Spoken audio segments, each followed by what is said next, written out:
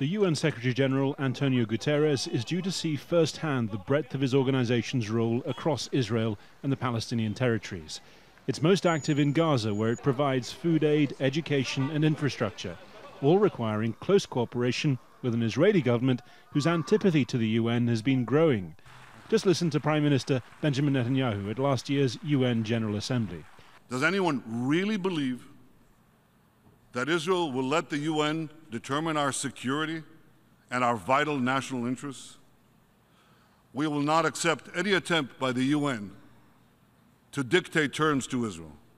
He went on to predict better relations ahead. Instead, Israel has grown angrier still.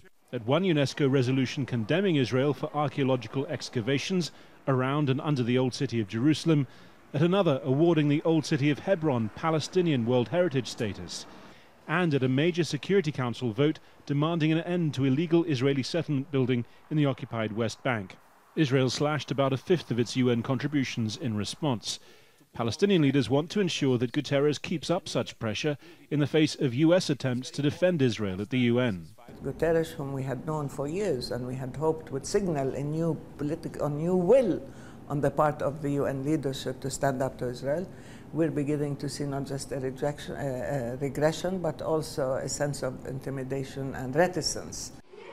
Guterres, a former UN High Commissioner for Refugees, has made Palestinian humanitarian concerns a priority, saying in June that the Israeli occupation had imposed a heavy humanitarian and development burden on the Palestinian people, occupants of crowded refugee camps left with little or no prospect of a better life for their children.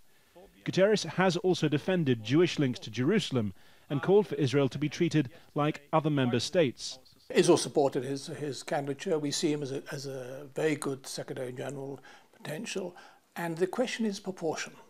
Obviously, states can be criticized, Israel can be, but what happens at the UN is out of all sense of proportion in relation to any other state. While this visit is, of course, high profile, more consequential diplomacy continues in the shape of the US effort to revive the peace process. Nonetheless, the UN is the institution through which many elements of this conflict are mediated and publicized. Each side wants something entirely different, not to say contradictory, from its Secretary General. Harry Fawcett, Al Jazeera, Jerusalem.